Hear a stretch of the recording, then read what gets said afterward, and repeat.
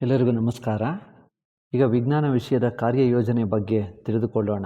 ಮೊದಲಿಗೆ ಪರಿವಿಡಿ, ಇಂಡೆಕ್ಸ್ ಮತ್ತು ವಿಜ್ಞಾನದ ಸ್ವರೂಪ ಮತ್ತು ವ್ಯಾಪ್ತಿಯ ಪರಿಚಯ, ಶಿಕ್ಷಕನ ದಕ್ಷತೆ ಮತ್ತು ಬೋಧನೆ, ವಿಜ್ಞಾನ ಸಂಘದ ಚಟುವಟಿಕೆಗಳು, ವಿದ್ಯಾರ್ಥಿಗಳಿಗೆ ವಿಜ್ಞಾನ ವಿಷಯದಲ್ಲಿ ಆಸಕ್ತಿ ಬೆಳೆಸುವುದು, ವಿಜ್ಞಾನ ಮೇಳ, ಪ್ರಯೋಗಶಾಲಾ ಕೈಪಿಡಿ, ಶಿಕ್ಷಕರ ಕೈಪಿಡಿ, ವಿಜ್ಞಾನ ಪ್ರಯೋಗಶಾಲೆ, ಗ್ರಂಥಾಲಯ ಕೌಶಲ್ಯ, ಯೋಜನಾ ಪದ್ಧತಿ, ಚಟುವಟಿಕಾ ಕೇಂದ್ರಿತ ಕ್ರಮಗಳು, ಸೂಕ್ಷ್ಮದರ್ಶಕ ವಿಧಾನಗಳು, ದೃಕ್ಶ್ರವಣ ಸಾಧನಗಳು, ವಿಜ್ಞಾನದ ರಸಪ್ರಶ್ನೆ. ಪರಿಚಯ: ವಿಜ್ಞಾನದ ಸ್ವರೂಪ ಮತ್ತು ವ್ಯಾಪ್ತಿ. ವಿಜ್ಞಾನವು ಜ್ಞಾನ ಭಂಡಾರ. ವಿಜ್ಞಾನವೆಂದರೆ ಒಂದು ವ್ಯವಸ್ಥಿತವಾದ ಜ್ಞಾನ. ಅನೇಕ ಕಲ್ಪನೆಗಳು ಮತ್ತು ವಾದಗಳನ್ನು ರೂಪಿಸುವ, ಪ್ರಯೋಗಗಳಿಂದ ಸಿದ್ಧಪಡಿಸಬಹುದಾದ, ಪರೀಕ್ಷಿಸಿ ಸತ್ಯವನ್ನು ಕಂಡುಹಿಡಿಯಬಹುದಾದ ಜ್ಞಾನವೇ ವಿಜ್ಞಾನ. ಯಾವುದೇ ಜ್ಞಾನವನ್ನು ಪಡೆಯಬೇಕಾದರೂ ಸಹ ವಿಜ್ಞಾನವು ಕ್ರಮಬದ್ಧವಾದ ರೀತಿಯಲ್ಲಿ ತರ್ಕಿಸಿ, ಆಲೋಚಿಸಿ, ವಿವೇಚಿಸಿ ಕಾರ್ಯೋನ್ಮುಖವಾಗುತ್ತದೆ. ಆದ್ದರಿಂದ ವಿಜ್ಞಾನವು ಒಂದು ಕ್ರಮಬದ್ಧವಾದ ಜ್ಞಾನವಾಗಿದೆ. ವಿಜ್ಞಾನದ ಜ್ಞಾನ ಭಂಡಾರದಲ್ಲಿನ ಮೂಲಭೂತ ಅಂಶಗಳು: ಸತ್ಯಾಂಶಗಳು, ನಿಯಮಗಳು, ಉದಾಹರಣೆಗಳು, ಪರಿಕಲ್ಪನೆಗಳು, ಸಿದ್ಧಾಂತಗಳು. ಸತ್ಯಾಂಶಗಳು: ವಿಜ್ಞಾನವು ಸತ್ಯಾಂಶಗಳಿಂದಾಗಿದೆ. ಅಂದರೆ ವಿಜ್ಞಾನದ ಯಾವುದೇ ಪರಿಕಲ್ಪನೆ, ತತ್ವ ಅಥವಾ ನಿಯಮಗಳಿಗೆ ಆಧಾರ ಸತ್ಯಾಂಶಗಳೇ ಆಗಿವೆ. ಉದಾಹರಣೆಗೆ, ಕಲ್ಲು ಒಂದು ಘನವಸ್ತು. ನಿಯಮಗಳು: ಯಾವುದೇ ಪ್ರಯೋಗದ ಆಧಾರದ ಮೇಲೆ ನಿರೂಪಿತವಾದ ತತ್ವಗಳು. ಉದಾಹರಣೆ, ವಸ್ತು ನಿತ್ಯತೆಯ ನಿಯಮ. ಪರಿಕಲ್ಪನೆಗಳು: ಅನೇಕ ಸತ್ಯಾಂಶಗಳ ಸಾಮಾನ್ಯೀಕರಿಸಿದ ರೂಪವೇ ಪರಿಕಲ್ಪನೆ. ಉದಾಹರಣೆಗೆ, ಪರಮಾಣು. ಸಿದ್ಧಾಂತಗಳು: ಸಾಮಾನ್ಯವಾಗಿ ಅತಿ ಬಲವಾದ ವಾದಗಳ ಸಹಾಯವಿಲ್ಲದಿದ್ದಲ್ಲಿ ಬೆಳೆದು ಬಂದಿರುವ ಸಿದ್ಧಾಂತಗಳನ್ನು ತಿರಸ್ಕರಿಸಲು ಸಾಧ್ಯವಿಲ್ಲ. ಉದಾಹರಣೆಗೆ, ಅನಿಲಗಳ ಚಲನವಾದ. ದೈನಂದಿನ ಜೀವನ ಕ್ರಿಯೆಯಲ್ಲಿ ಹಾಗೂ ಪ್ರಯೋಗಶಾಲೆಗಳಲ್ಲಿ ನಡೆಯುವ ಬದಲಾವಣೆಗಳನ್ನು ವೀಕ್ಷಿಸುವುದು, ದತ್ತ ಅಂಶಗಳ ಮೇಲೆ ಪ್ರಯೋಗ ಮಾಡುವುದು, ವಿಷಯಗಳನ್ನು ವಿಶ್ಲೇಷಿಸುವುದು, ತಾಳೆ ನೋಡುವುದು, ವಿವರಣಾತ್ಮಕವಾಗಿ ಹಾಗೂ ತರ್ಕಬದ್ಧವಾಗಿ ಯಾವುದೇ ವಿಚಾರವನ್ನು ವಿಮರ್ಶಿಸುವುದು ವಿಜ್ಞಾನದ ಪ್ರಕ್ರಿಯೆಗಳಾಗಿವೆ. ವಿಜ್ಞಾನದ ಬಳಕೆಯಿಂದ ಜಗತ್ತಿನ ಆಗುಹೋಗುಗಳು ಸುಲಲಿತವಾಗಿ ನಡೆಯುತ್ತಲಿವೆ. ಇತ್ತೀಚೆಗೆ ವಿಜ್ಞಾನ ಕ್ಷೇತ್ರದಲ್ಲಿ ಉಂಟಾಗುತ್ತಿರುವ ಗಣನೀಯ ಪ್ರಗತಿಗಳು ಮಾನವ ಕಲ್ಯಾಣ ಕಾರ್ಯದಲ್ಲಿ ಅಪಾರವಾದ ಕೊಡುಗೆಯನ್ನು ಇತ್ತಿವೆ. ಉದಾಹರಣೆಗೆ, ವ್ಯವಸಾಯ, ಸಂಪರ್ಕ, ಉಡುಪು, ಔಷಧ, ಕಟ್ಟಡಗಳ ಬಳಕಾ ಸಾಮಗ್ರಿಗಳು, ಲೋಹೋತ್ಪನ್ನಗಳು. ಶಿಕ್ಷಕನ ದಕ್ಷತೆಗಳು: ವಿಜ್ಞಾನ ಶಿಕ್ಷಕ ವಿಶೇಷ ಕೌಶಲ್ಯಗಳು, ವಿಶೇಷವಾಗಿ ಬೇಕಾಗಿರುವ ಸಾಮರ್ಥ್ಯಗಳು, ಹೊಣೆಗಾರಿಕೆಗಳು. ಯೋಗ್ಯ ಶಿಕ್ಷಕನ ಅಭಾವ ಇದ್ದಲ್ಲಿ ಅತ್ಯುತ್ತಮ ಹಾಗೂ ಪರಿಪೂರ್ಣ ಪಠ್ಯಕ್ರಮ ಮತ್ತು ಅಭ್ಯಾಸ ಪತ್ರಿಕೆಯು ನಿರುಪಯುಕ್ತವಾಗುತ್ತದೆ. ಶಿಕ್ಷಕ ವೃತ್ತಿಯು ಶ್ರೇಷ್ಠವಾದುದು. ಗುರುವಿನ ಸ್ಥಾನವು ಉನ್ನತ ಶಿಖರದ ತುತ್ತ ತುದಿಯ ಸ್ಥಾನವಾಗಿದೆ. ಉತ್ತಮ ಶಿಕ್ಷಕನಿಲ್ಲದ ಮೇಲೆ ಪ್ರವಾಸ, ಪ್ರಯೋಗ ಮತ್ತು ಬೇರೆ ಯಾವ ಸಾಧನ ಸಲಕರಣೆಗಳು ಉಪಯೋಗಕ್ಕೆ ಬಾರವು. ಮುಗ್ಧ ಮಗುವಿನ ಮೇಲೆ ಕೆಟ್ಟ ಪರಿಣಾಮ ಬೀರಬಹುದು. ಉಪಾಧ್ಯಾಯನಂತೆ ಮಕ್ಕಳು.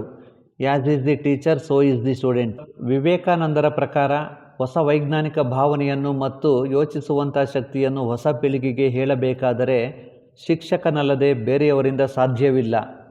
ಆದುದರಿಂದ ರಾಷ್ಟ್ರ ನಿರ್ಮಾಪಕರು ತನ್ನ ವೃತ್ತಿಯಲ್ಲಿ ಉನ್ನತ ಜ್ಞಾನವನ್ನು ಪಡೆಯಬೇಕು. ನಿಜವಾದ ಶಿಕ್ಷಕ ಆಕ್ಷೇಪ ಮಾಡುವ ಅಥವಾ ಕೆಲಸ ಮಾಡಿಸುವವನಲ್ಲ, ಆದರೆ ಸಹಾಯ ಮತ್ತು ಮಾರ್ಗದರ್ಶನ ನೀಡುವರು. ಅವರ ಕೆಲಸವು ಸಲಹೆ ಕೊಡುವುದೇ ಹೊರತು ಬೆದರಿಸುವುದಲ್ಲ. ಮಕ್ಕಳ ಮನಸ್ಸಿಗೆ ತರಬೇತಿ ಕೊಡುವುದಲ್ಲ, ಆದರೆ ತನ್ನಷ್ಟಕ್ಕೆ ತಾನೇ ಜ್ಞಾನವನ್ನು ಹೇಗೆ ಪಡೆಯಬೇಕೆಂದು ದಾರಿ ತೋರಿಸುವವರು. ಬ್ರೂನರ್ ಪ್ರಕಾರ ಯಾವುದೇ ವಯಸ್ಸಿನ ಮಗುವಿಗೆ ಯಾವುದೇ ವಿಷಯವನ್ನು ಬೌದ್ಧಿಕ ಸೂಕ್ತ ರೀತಿ ಬೋಧಿಸಬಹುದು. ಉತ್ತಮ ಶಿಕ್ಷಕನಿಲ್ಲದೆ ಯಾವ ವಿಷಯವನ್ನು ಸರಿಯಾಗಿ ಬೋಧಿಸಲಾಗುವುದಿಲ್ಲ. ಮಕ್ಕಳ ಮನಸ್ಸಿನ ಮನೋಭಾವನೆಯನ್ನು ತಿಳಿದಿದ್ದರೆ ಮತ್ತು ಒಳ್ಳೆಯ ತರಬೇತಿ ಹೊಂದಿದ್ದರೆ ತನ್ನ ವಿಷಯದ ಬಗ್ಗೆ ವಿದ್ಯಾರ್ಥಿಗಳಲ್ಲಿ ಆಸಕ್ತಿ ಮೂಡಿಸಬಹುದಾಗಿದೆ. ವಿದ್ಯಾರ್ಥಿಗಳ ಸಹಕಾರ ಅಗತ್ಯ. ವಿದ್ಯಾರ್ಥಿಗಳು ಹೆಚ್ಚು ಭಾಗವಹಿಸುವಂತೆ ಸಹಕರಿಸಬೇಕು. ಇದರಿಂದ ಅದರ ಮಹತ್ವ ಹಾಗೂ ವಿಧಾನವನ್ನು ತಿಳಿಯುತ್ತಾರೆ. NCERT ಮತ್ತು DSCRTಯವರು ವಸ್ತು ಪ್ರದರ್ಶನ ಏರ್ಪಡಿಸಲು ಸಹಕರಿಸುವರು. ವಿಜ್ಞಾನ ಮೇಳದ ಉದ್ದೇಶಗಳು: ಶಾಲೆಯಲ್ಲಿ ಕಲಿತ ಜ್ಞಾನವನ್ನು ಕ್ರಿಯಾತ್ಮಕವಾದ ಕಾರ್ಯದಲ್ಲಿ ಬಳಸಲು ಸಹಾಯ ಮಾಡುತ್ತದೆ. ಯೋಜನೆಯನ್ನು ರೂಪಿಸಲು ಹಾಗೂ ಸಾಧಿಸಲು ಸಹಾಯ ಸಿಕ್ಕಿದಂತಾಗುತ್ತದೆ. ಹೆಚ್ಚು ವಿದ್ಯಾರ್ಥಿಗಳಿಗೆ ವಿಜ್ಞಾನದ ಮಹತ್ವವನ್ನು ತಿಳಿಸಲು ಸಹಾಯಕವಾಗುತ್ತದೆ. ಮಾಡಿ ಕಲಿ ಎಂಬ ಕಲಿಯುವ ತತ್ವವನ್ನು ಆಧರಿಸಿದೆ.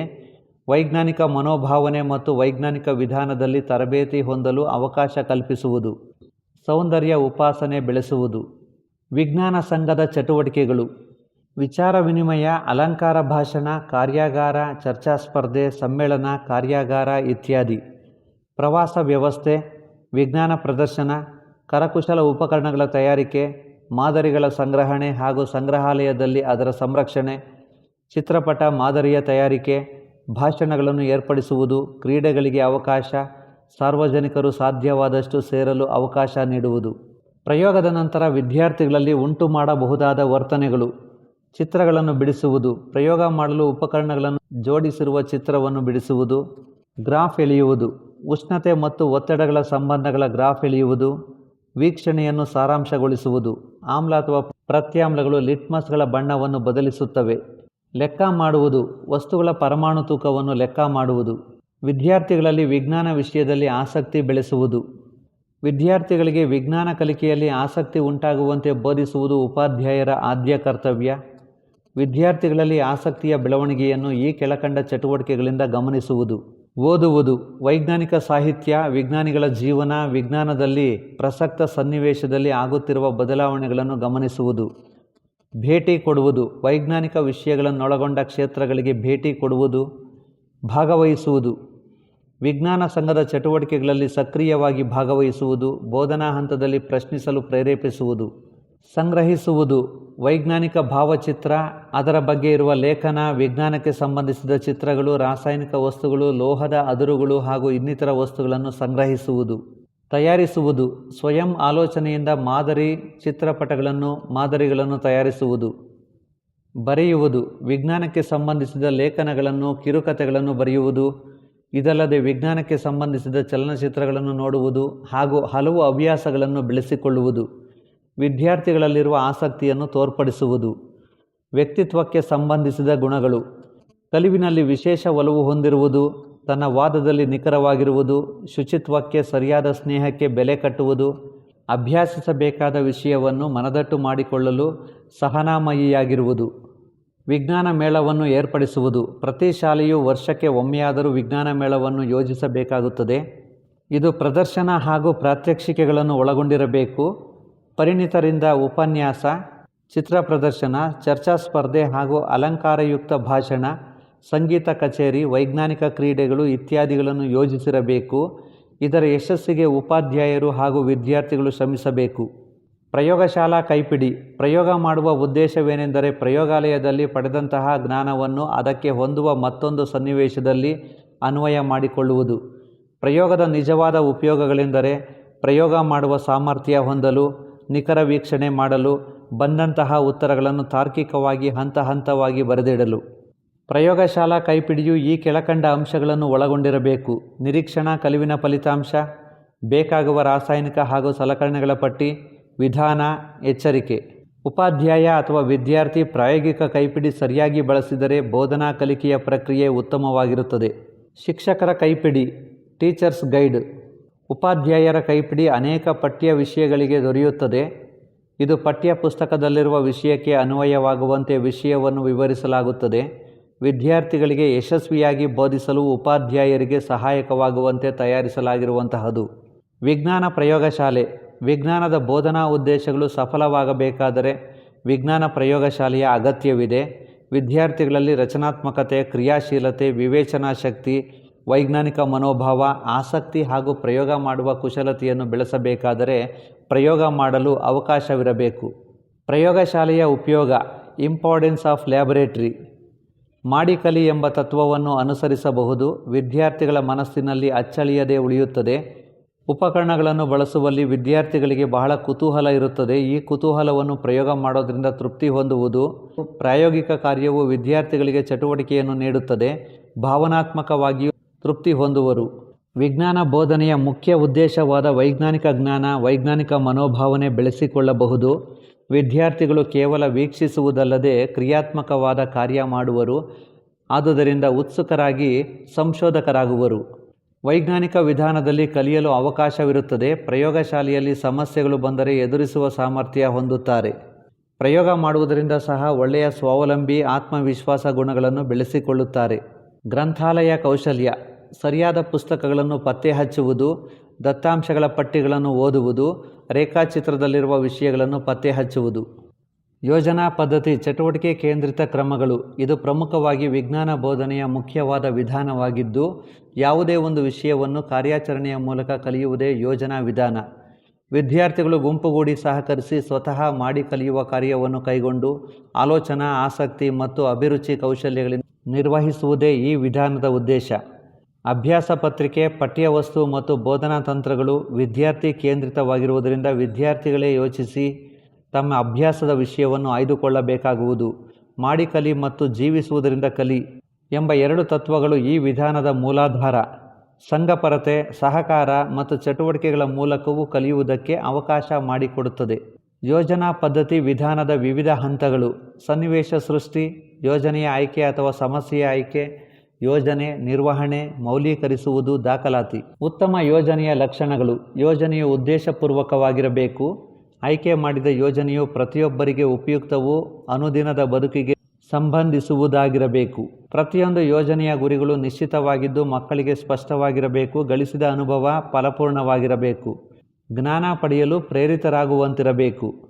ಚಟುವಟಿಕೆ ಕ್ರಿಯಾಶೀಲರಾಗುವಂತೆ ಪ್ರಚೋದಿಸಬೇಕು. ಅಭಿಪ್ರಾಯ ವ್ಯಕ್ತಪಡಿಸಲು, ಸ್ವತಂತ್ರವಾಗಿ ಆಲೋಚಿಸಿ ಯೋಜಿಸಲು ಪೂರ್ಣ ಸಾಮರ್ಥ್ಯವನ್ನು ಉಪಯೋಗಿಸಿ ಯೋಜನೆಯನ್ನು ನಿರ್ವಹಿಸಬೇಕು.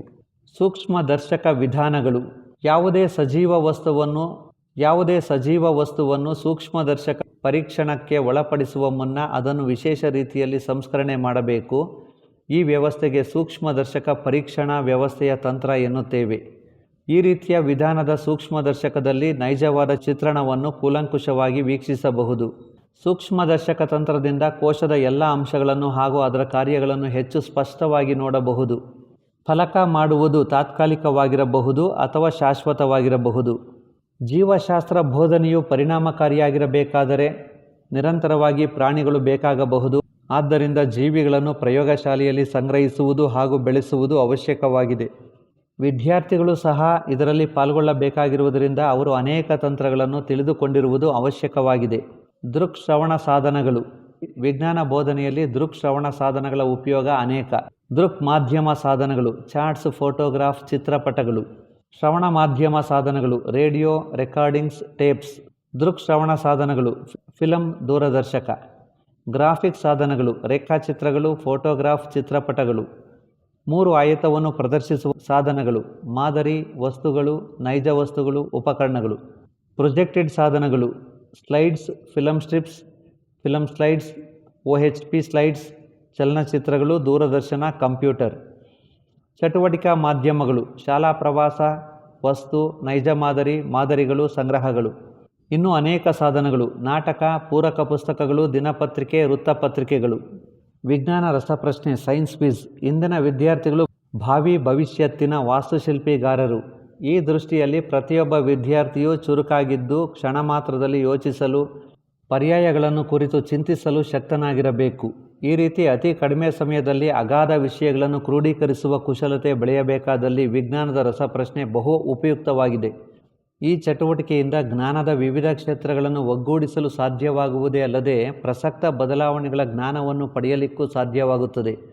ವಿಜ್ಞಾನ ರಸಪ್ರಶ್ನೆಯಲ್ಲಿ ಅನೇಕ ವಿಧಗಳಿರುತ್ತವೆ. ಪ್ರಶ್ನೆಗಳು ಮೌಖಿಕವಾಗಿರಬಹುದು, ಶ್ರವಣ ಮಾಧ್ಯಮವನ್ನು ಬಳಸಿಕೊಂಡಿದ್ದಿರಬಹುದು, ದೃಶ್ಯ ಅಥವಾ ದೃಶ್ಯ ಶ್ರವಣ ಮಾಧ್ಯಮಗಳಿಗೆ ಸಂಬಂಧಿಸಿದ್ದಿರಬಹುದು. ಪ್ರಶ್ನೆಗಳನ್ನು ಕಾಲಮಿತಿಯೊಳಗೆ ಕೇಳಲಾಗುತ್ತದೆ. ಕಾಲಮಿತಿ ಪ್ರಶ್ನೆಗಳ ಗುಣಮಟ್ಟವನ್ನು ಅವಲಂಬಿಸಿರುತ್ತದೆ. ಉದ್ದೇಶಗಳು: ವಿದ್ಯಾರ್ಥಿಗಳಲ್ಲಿ ಸ್ಪರ್ಧಾ ಮನೋಭಾವವನ್ನು ಬೆಳೆಸಲು, ಸ್ವಾನುಭವ ಹಾಗೂ ಅಭ್ಯಾಸ ಕ್ರಮವನ್ನು ಮೈಗೂಡಿಸಿಕೊಳ್ಳುವುದು, ವಿಜ್ಞಾನದ ವಿಷಯದಲ್ಲಿ ಆಳವಾದ ಜ್ಞಾನವನ್ನು ಗಳಿಸಲು, ಮಾನಸಿಕ ಪರ್ಯಾಯಗಳನ್ನು ಉತ್ತೇಜಿಸುವುದು, ಸೃಜನಾತ್ಮಕತೆ ಹಾಗೂ ವಿಮರ್ಶಾತ್ಮಕವಾದ ಚಿಂತನೆಯನ್ನು ಉತ್ತೇಜಿಸಲು, ಜಾಗೃತರಾಗುವುದನ್ನು ಕಲಿಯಲು ಹಾಗೂ ಚುರುಕುತನವನ್ನು ಹುಟ್ಟುಹಾಕಲು, ಸಹಕಾರ ಮನೋಭಾವವನ್ನು ಬೆಳೆಸಲು, ಮೂಲಭೂತ ತತ್ವಗಳನ್ನು ಸಮರ್ಪಕವಾಗಿ ಅಭ್ಯಾಸಿಸಲು ಸಹಕಾರಿಯಾಗಲು. ವಿದ್ಯಾರ್ಥಿಗಳ ಶೈಕ್ಷಣಿಕ ಪ್ರಗತಿಗೆ ಪೂರಕವಾದ ಎಲ್ಲ ಕಾರ್ಯಚಟುವಟಿಕೆಗಳನ್ನು ಸಂದರ್ಭೋಚಿತವಾಗಿ ಸಂಪೂರ್ಣವಾಗಿ ತೊಡಗಿಸಿಕೊಂಡು ಕೈಗೊಳ್ಳುತ್ತೇನೆಂದು ಈ ಮೂಲಕ ದೃಢಪಡಿಸುತ್ತಿದ್ದೇನೆ. ಇಂತಿ ವಿಜ್ಞಾನ ಶಿಕ್ಷಕ. ವೀಕ್ಷಿಸಿದ್ದಕ್ಕೆ ಧನ್ಯವಾದಗಳು.